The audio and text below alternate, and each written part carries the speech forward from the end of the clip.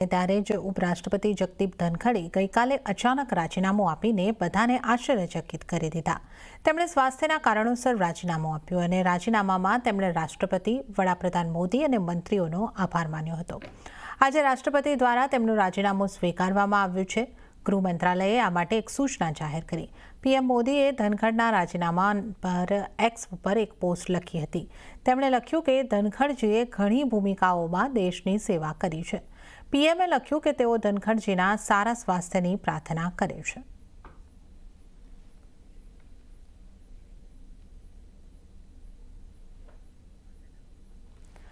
પરંતુ વિપક્ષ ધનખડના રાજીનામા ઉપર સવાલ ઉઠાવી રહી છે અને આ મામલે વધુ વિગતો લઈએ સંવાદदाता लक्ष्मण रॉय पासेથી।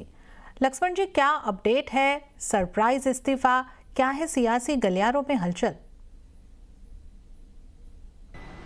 देखिए, वैसे तो सदन के भीतर बिहार में स्पेशल इंटेंसिव रिवीजन यानी एसआईआर के मुद्दे पर काफी ज्यादा हंगामा रहा, लेकिन सदन के गलियारे में या फिर कहें कि संसद के बाहर सबसे ज्यादा नेताओं के बीच में जो चर्चा का विषय रहा वो था उपराष्ट्रपति जगदीप धनखड़ का इस्तीफा होना।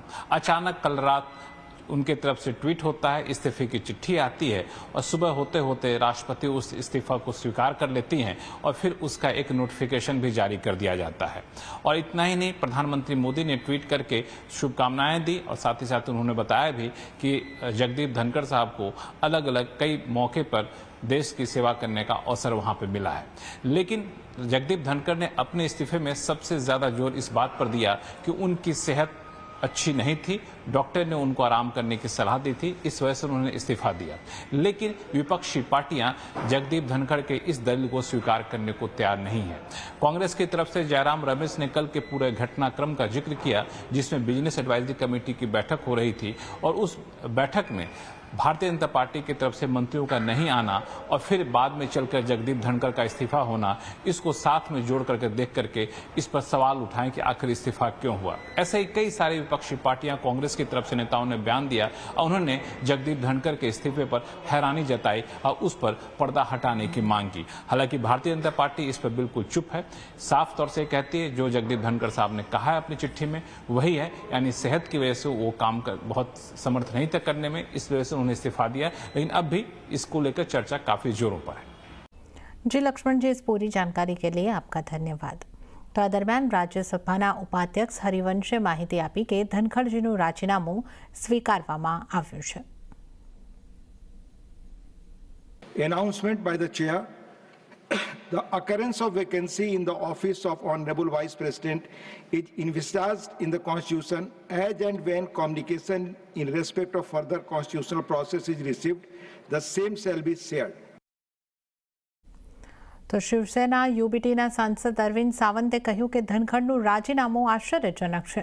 તેમણે કહ્યું કે જ્યાં સુધી તેઓ ગૃહ ચલાવી રહ્યા હતા ત્યાં સુધી બધું બરાબર હતું।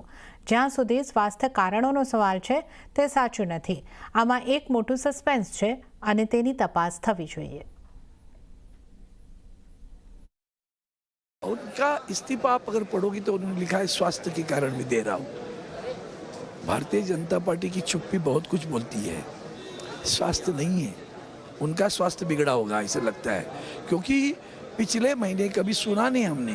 2 नंबर की पद है वो देश क्या, महामहिम राष्ट्रपति जी के बाद में उपराष्ट्रपति जी है, वो इस्तीफा देते हैं, सेहत की वजह बताते हैं, सही नहीं लगता, विश्वास भी नहीं लगता। और ये जो कुछ हो रहा है उसके पीछे बहुत कुछ सस्पेंस है, वो उसकी जांच ત્યાં જ અપના દળના અનુપ્રિયા પટેલે કહ્યું કે જગદીપ ધનખડનું રાજીનામું સરકાર અને વિપક્ષ બંને માટે આશ્ચર્યજનક છે। પરંતુ અનુપ્રિયા પટેલે કહ્યું કે જો ઉપરાષ્ટ્રપતિ એમ કહી રહ્યા છે કે તેઓ સ્વાસ્થ્યના કારણોસર રાજીનામું આપી રહ્યા છે તો તે સ્વીકારવું જોઈએ।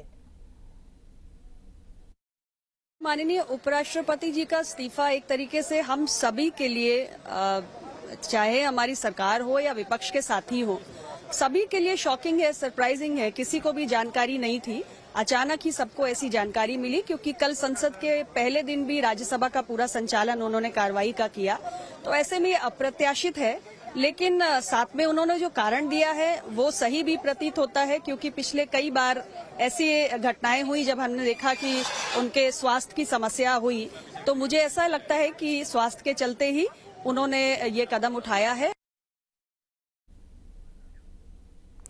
ત્યાં જ ભાજપના નેતા રવિ કેશરે જગદીપ ધનખડના રાજીનામા ઉપર પ્રશ્ન ઉઠાવનારાઓ પર પ્રહારો કર્યા. તેમણે કહ્યું કે કોઈને ખબર નથી કે કોઈનું સ્વાસ્થ્ય ક્યારે બગડશે. देखिए, ये विपक्ष है, इनका काम है बोलना. किसी भी बात को, किसी के स्वास्थ्य का भी मजाक उड़ा सकते हैं, उस पर भी राजनीति कर सकते हैं. मनुष्य के जीवन में आप हेल्दी इंसान को गिर के तुरंत मृत्यु होते हुए भी देखें. कब कौन से पल आदमी बीमार होता है, सुबह क्या है, शाम को क्या, नहीं लोग बोलते हैं अभी तो बात कर रहे थे.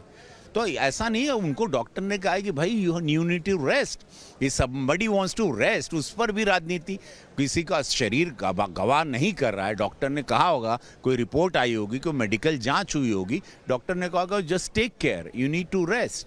सो समबडी इज रेस्टिंग. अब उस पर भी आप राजनीति कर रहे हैं. मतलब हद हो गई. राजनीति का लेवल दिन ब दिन नीचे गिरता जा रहा है.